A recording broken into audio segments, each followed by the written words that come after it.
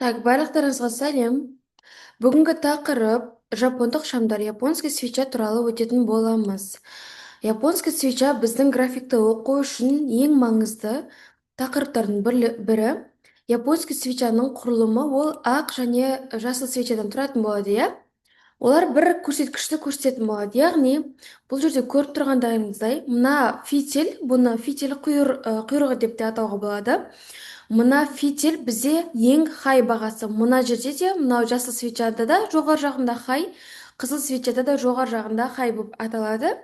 Ал мынау денесі, телосы, иә, боди деп жазылып тұр. Міне боди, осыны сурет қылып сызып алыңыздар. Жоғарыда жасыл свеча жоғарысы жабылу бағасы, төменгі дененің ашылу бағасы, қызыл свечада керісінше жабылу бағасы, то есть ашылу бағасы жоғарыда, жабылу бағасы төменде болады. Бірақ хайлаулары бірдей, иә, жоғарыда, төменгі айлаулары бірдей көрсетіліп тұрғандай, иә. Бізде көлеңкелер деп айтады. Жоғары және төменгі сызықтары сол кездегі ең жоғарғы және ең төменгі бағаларды көрсетеді. Енді бір шамдық модельдер. Яғни бұл қатты қиын емес, бірақ бізде молот деген, яғни хаммер, иә? Хаммер свечасы болады. Бізде хаммер свечасын осылай атады негізінде. Молотты, бұл жерде молот емес, молот негізі наоборотынан болады. Молот деген мындай балғаға ұқсаған свеча. Денесі жоғары жағында тұрады, астында ұзын фитилі тұрады. Бұл бізде молот, яғни балға секілді, иә. Мұның түсі де разный бола береді. Мысалға, мына жасыл болып тұрса, қызыл сияқты болып та тұра береді. Олар молот деп аталады, яғни хаммер свеча. Ал бұлар не үшін? Бұлар в основном разворотный свеча, иә, бағыт кері бағытқа ауысып жатқанын білдіретін свеча. Екінші мына жерде шутинг стар деп тұр, иә, түсетін жұлдыз, иә, падающая звезда деп атайды. Переводтарын айтып жатырмын сразу. Бұл тоже қараңыздар, иә, тура мына алдындағы жасыл свечаның керісіншесі екен. Бұда наоборот жоғары жағында өте ұзын фитилі болады, көлеңкесі, яғни денесі астында жабылған болады. Бұлардың бәрі разворотный свеча, иә, кері бағытқа кететін свеча. Суретін сызып алсаңыздар болады. Және доджи свечалар. Доджи свечалар, мына доджи. Және мына доджи, мыналардың бәрі доджи, міне көрсетіп белгілеп қойған екен. Яғни ашылу мен жабылу бағалары бірдей, немесе бір-біріне өте жақын, нарықтағы белгісіздік пен тепе теңдікті білдіреді. Одан кейін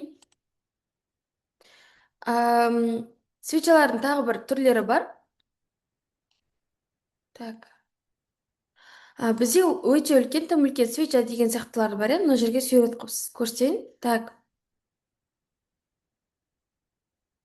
Бізде жасыл свеча және орташа свеча, дистрибуционный свеча, орташа және қатты қысылып қалған, жаңағыны айтылған доджи свеча. Осыларды қатты үлкен свеча, тым үлкен свеча деп айтады, алғашқы свечаны. Екінші свеча орташа свеча.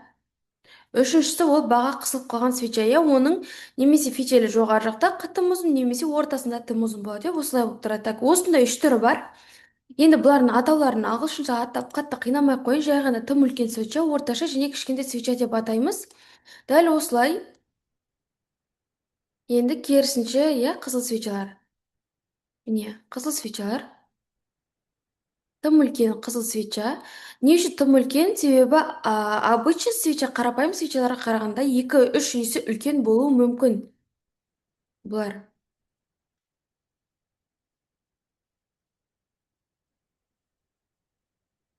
Осы свечалардың түрлерін жалпы кейін ертең маркетте көп практика жасаған кезде түсініп алатын болсыздар. Міне осындай свечалардың түрлері бар.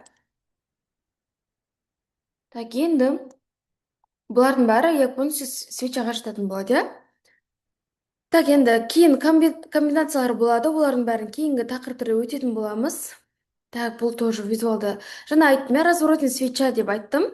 Разворотный свеча осындай болады, бұл не деген сөз? Яғни бағыт былай жоғары кетіп бара жатса, дәл осылай свеча шығатын болса, уже кері бағытқа ауысады. Разворотный свеча деген осы. Дәл осылай керісінше болуы мүмкін. Міне осылай астынан келіп жатады да, мына жерде именно сондай доджи свеча қалыптасады. Міне астында ұзын фитиль,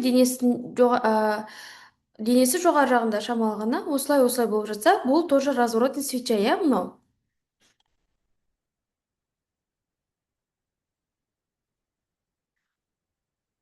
Японский свечалардың артықшылықтары: нарық психологиясы сатып алушылар мен сатушылардың арасындағы күресті визуалды түрде көрсетеді.